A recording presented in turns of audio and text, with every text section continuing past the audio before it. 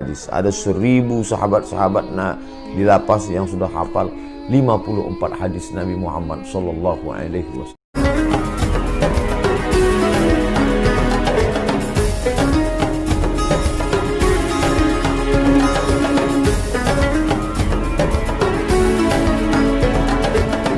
Kita semua dari kota suci Makkah bersama seluruh jamaah yang akan melaksanakan ibadah haji selalu mendoakan antum, begitu juga keluarga dan seluruh jamaah antum agar senantiasa dilimpahkan rahmat dan barakah Allah Subhanahu wa taala.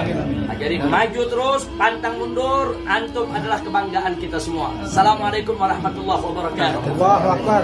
Habib Hanif. Kami yang di luar disadarkan betapa lemah dan tidak berdayanya.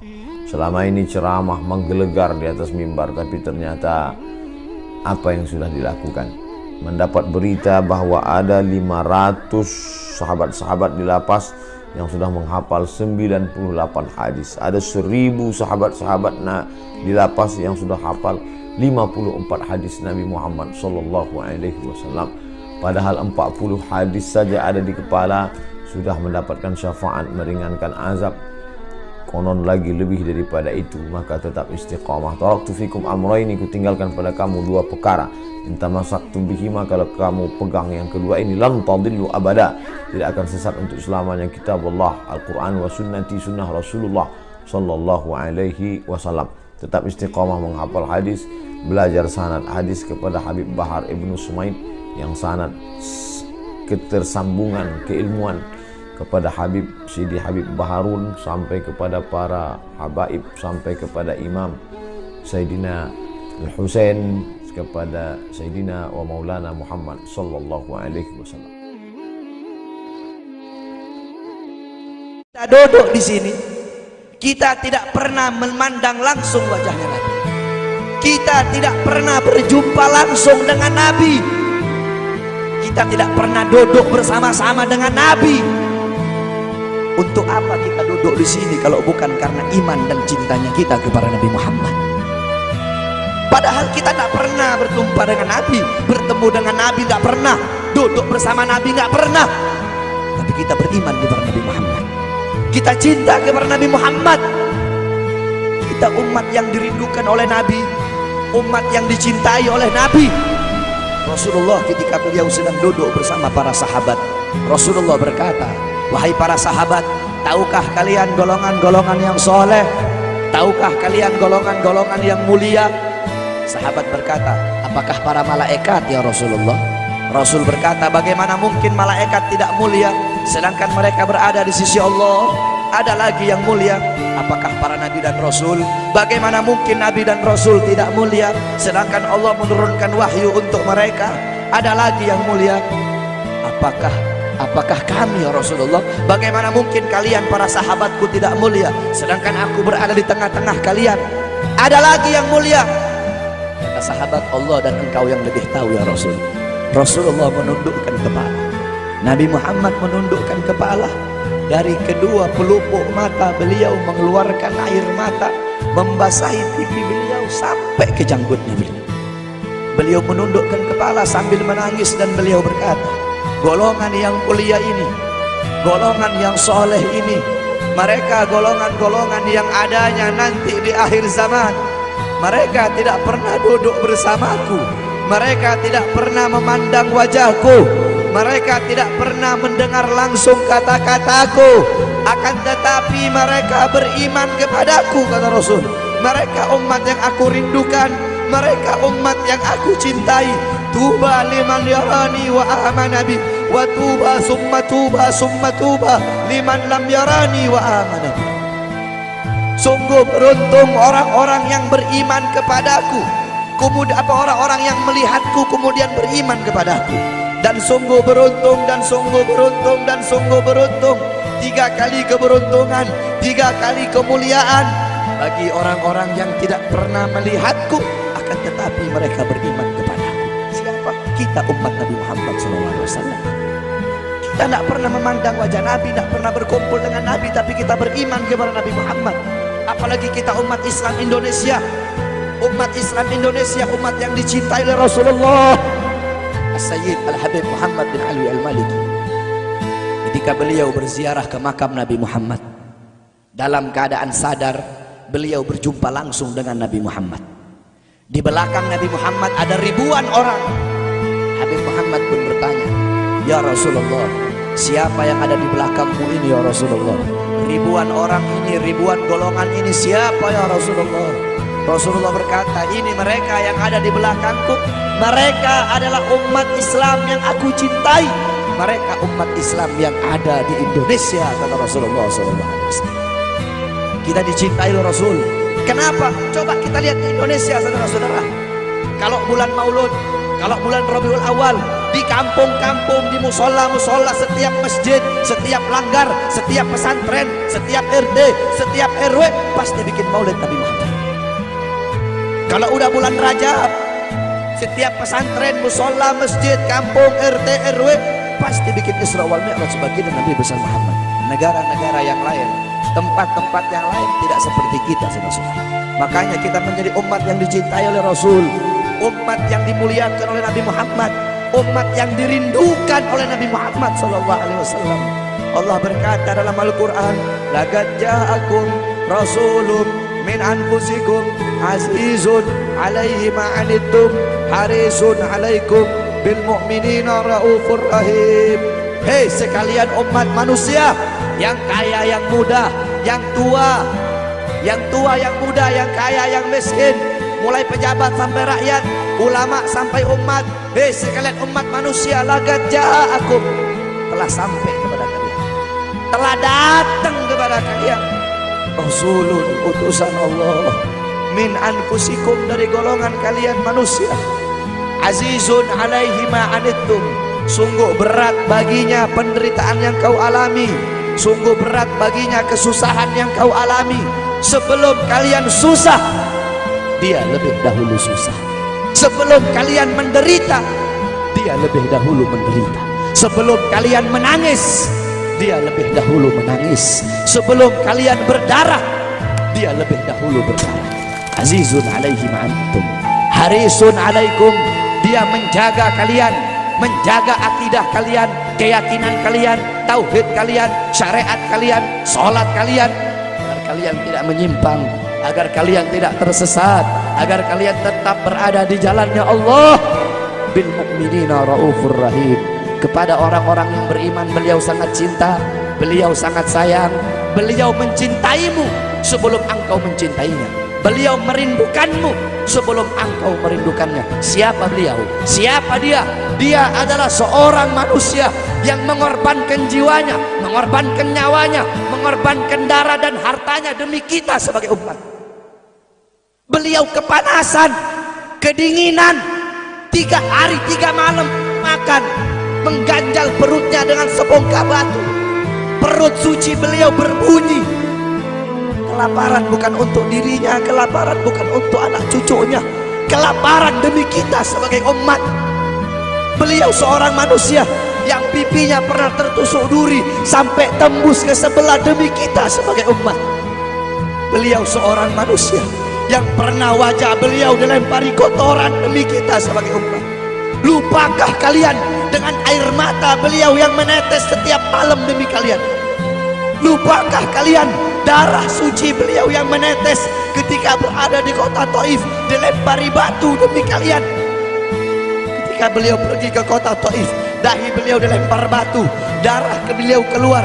Ketika darah itu jatuh, ditampung darah beliau, ditampung darahnya. Sahabat berkata, "Ya Rasul, kenapa kau tampung darahmu ya Rasul?" Rasul berkata, "Andaikan darahku jatuh di atas tanah Taif, penduduk kota Taif akan ditenggelamkan oleh bumi, sedangkan mereka adalah umatku." Luar biasa kasih sayang Nabi kepada kalian. Tapi kita sebagai umat tidak tahu diri. Kita sebagai umat merusak sunnahnya. Kita sebagai umat melanggar ajarannya. Kita sebagai umat semakin hari semakin jauh darinya, meninggalkan pakaiannya, meninggalkan ajarannya, meninggalkan sunnahnya, meninggalkan kepribadiannya, meninggalkan akhlaknya, meninggalkan Al-Qur'annya. Rasulullah SAW yang dimana gal Sayyidina Ali karamallahu wajhah, "Inna Rasulullah fi akhir nafsi harrakat syafataihi marratain fa'algaitu sam'i fasami'tuhu yaqul ummati ummati faqubida Rasulullah sallallahu alaihi wasallam wa qala law kanatid dunya tadumu liwahidin la kana Rasulullah sallallahu alaihi wasallam fiha mukhallada. Dari Sayyidina Ali karamallahu wajhah, ketika akhir-akhir detik-detik kematiannya Rasulullah, beliau mendengar, beliau melihat dari bibir Rasulullah bergerak dengan 2 kali gerakan. Beliau mendekatkan telinganya, mendekatkan pendengarannya, dan beliau mendengar Rasulullah berkata ummati ummati. Faqubida Rasul, meninggal Rasulullah SAW. Ketika nyawa Rasulullah akan dicabut, Rasulullah berkata kepada Jibril, wahai Jibril, aku belum puas meninggalkan umat, aku tidak mau meninggalkan mereka dalam keadaan belum diberi jaminan oleh Allah. Wahai Jibril, sampaikan kepada Allah, aku tidak minta jaminan untuk diriku, aku tidak minta jaminan untuk keluargaku, aku minta jaminan untuk umatku. Wahai Jibril, sampaikan kepada Allah. Jibril pun pergi kepada Allah. Jibril pun berkata, ya Allah, kekasihmu Muhammad meminta jaminan untuk umatnya. Allah bilang, wahai Jibril, katakan kepada Muhammad, aku tidak akan menghinakan umat Muhammad. Basyirhu fa innahu awwalu nasin kharijum minal ardi idza bu'isu. Kemudian beliau ditarik lagi nyawa beliau. Beliau berkata, ya Khalil Israel, wahai kekasihku Israel, apakah seperti ini rasa sakit ketika dicabut nyawa? Israel berkata, iya ya Rasulullah, seperti inilah rasa sakit ketika dicabut nyawa ya Rasulullah. Apakah rasa sakit seperti ini juga yang kelak, yang ya Allah, biar aku menanggung sakratul maut seluruh umat. Ya Allah, mereka tidak akan kuat, mereka tidak akan sanggup. Aku nabi mereka, aku pemimpin mereka, biar aku menanggung beban penderitaan sakratul maut mereka. Ya Allah, biar aku menanggung sakratul maut umatku. Ya Allah, di mana kita sebagai umat? Apa yang telah kita lakukan untuk Nabi Muhammad? Nabi berkorban untuk kita. Di saat detik-detik terakhir nafasnya, tidak memikirkan rasa sakitnya, tidak memikirkan pedihnya, tidak memikirkan beratnya. Beliau memikirkan nasib kita sebagai umat. Kelak di yaumil qiyamah, ketika para nabi dan para rasul berkata, nafsi nafsi nafsi nafsi, diriku sendiri, jiwaku sendiri, aku urus urusanku sendiri, aku tidak bisa nolong kalian.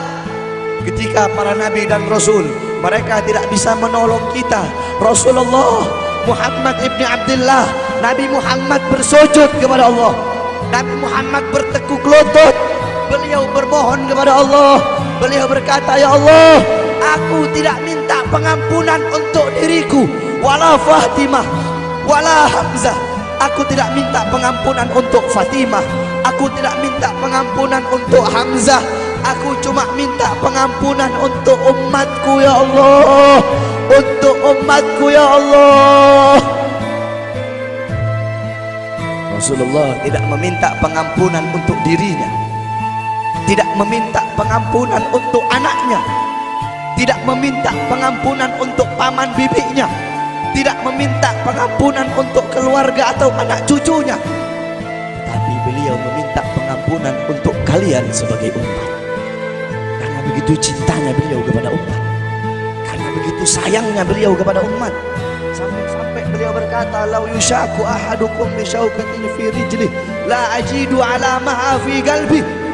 Andaikan kalian, salah satu dari kalian kakinya tertusuk duri, andaikan salah satu dari kita yang duduk di sini kaki kita ada yang terkena duri, pasti kita merasakan sakit. Apa kata Rasul? Maka aku tidak merasakan apa yang kalian rasakan, kecuali yang aku rasakan. Sampai dalam hati aku rasakan rasa sakit kalian. Ya, bagaimana cintanya Rasul kepada kita? Apa yang sudah kita lakukan untuk Nabi? Sudahkah kita mengorbankan kedua mata kita untuk memandang hal-hal yang disukai oleh Nabi? Sudahkah mengorbankan kedua tangan kita memberi makan golongan-golongan yang dicintai oleh Nabi? Mengorbankan lidah kita untuk mendakwahkan, mensuarakan ajaran syiar Nabi? Sudahkah mengorbankan kedua kaki kita melangkah ke tempat-tempat yang diridhoi oleh Nabi? kita masih belum bisa balas jasa Nabi, dan tidak akan pernah bisa membalas jasa Nabi Muhammad. Jangankan kita duduk di sini berjam-jam, walaupun kita duduk di sini sampai pagi kita duduk, seumur hidup kita duduk di sini, masih belum bisa membalas jasa Nabi Muhammad. Sekalipun kita merangkak, engkau merangkak dari rumahmu menuju makam Nabi, merangkak bukan dengan kaki, merangkak bukan dengan mata, bukan dengan tangan. Walaupun kalian merangkak dengan kedua mata dari rumah kalian menuju makam Nabi, itu masih belum bisa membalas jasa-jasa Nabi Muhammad SAW. Kita nggak bisa membalas jasa-jasa Nabi Muhammad. Kecintaan kita nggak ada apa-apanya. Apakah kecintaan kita lebih besar daripada kecintaan seorang anak kecil yang ada di zamannya Syekh Abdurrahman Ad-Dibai? Di zaman Syekh Abdurrahman Ad-Dibai, pengarang Maulid Diba, ketika beliau ingin berziarah ke makamnya Rasul, ketika beliau ingin ziarah ke makamnya Nabi, ada satu orang anak kecil ingin ikut berziarah. Maka kata rombongan, "Hai anak kecil, engkau tidak boleh ikut. Ini perjalanan memakan waktu berhari-hari, bisa 4 hari, 5 hari, bahkan sampai 1 minggu. Kau tidak boleh ikut." Pergi anak kecil tersebut. Pergilah rombongan Syekh Abdurrahman Ad-Dibai untuk ziarah ke makamnya Nabi. Tanpa sepengetahuan rombongan, ternyata anak kecil tersebut bergelantungan di bawah kereta kuda Syekh Abdurrahman Ad-Dibai. Anak kecil itu bergelantungan. Dia sampai berhari-hari gak makan, gak minum, gak tidur. Hanya apa? Hanya ingin pergi ziarah ke makam Nabi. Saking cintanya kepada Nabi Muhammad, dia sembunyi-sembunyi bergelantungan di bawah kereta, gak makan, gak minum, gak tidur berhari-hari. Sampai ketika sampai di Madinah, itu anak kecil jatuh. Itu anak kecil terjatuh. Rombongan bilang, "Bukankah ini anak kecil yang waktu itu mau ikut? Berarti sudah berhari-hari dia di bawah kereta ini, dia nggak makan, dia nggak minum, dia nggak tidur." Anak kecil itu berlari. Anak kecil itu berlari sampai dia terjatuh. Saking bahagianya, dia sudah sampai di Madinah. Dia ambil debu-debu Madinah, pasir Madinah, dia ambil, dia usapin ke mukanya. Saking bahagianya, sampai itu anak mati. Anak kecil tersebut mati membawa kecintaannya kepada Nabi Muhammad. Anak kecil itu mati, gak makan berhari-hari, gak tidur, gak minum, hanya ingin ziarah ke makam Nabi Muhammad. Padahal anak kecil itu tidak pernah memandang Nabi, tidak pernah berkumpul dengan Nabi. Kecintaannya luar biasa kepada Rasulullah. Akhirnya anak itu dimakamkan oleh Syekh Abdurrahman Ad-Dibai di Madinah. Anak kecil itu dimakamkan di Madinah. Nah, setiap tahun Syekh Abdurrahman Ad-Dibai ziarah ke makamnya Nabi, pasti ziarah ke makam itu anak kecil. Yang anehnya, setiap Syekh Abdurrahman Ad-Dibai ziarah, makam anak kecil tersebut, kubur anak kecil tersebut bergeser dengan sendirinya mendekati makam Nabi Muhammad SAW. Sampai sekarang makam anak kecil itu ada di samping Masjid Nabawi. Saking cintanya anak kecil tersebut kepada Rasulullah SAW. Kecintaannya kita tidak ada apa-apanya. Kita tiap hari maksiat, tiap hari berbuat dosa, melakukan hal-hal mungkarat, dhalalat, sayyiat. Takutlah kita kepada Allah. Kembalilah ke ajaran Nabi Muhammad. Jadikan beliau sebagai teladanmu, jadikan beliau sebagai pedomanmu. Hidupkan rumah tanggamu dengan ajaran beliau. Hidupkan kampungmu dengan dengan ajaran dan sunnah beliau. Jadikan rumah tanggamu rumah tangga Sayyidina Muhammad, kampungmu kampung Sayyidina Muhammad, desamu desa Sayyidina Muhammad, kotamu kota Sayyidina Muhammad. Man tasyabbaha biqaumin fahuwa minhum. Barang siapa yang mengikuti suatu kaum, maka dia sama dengan kaum tersebut.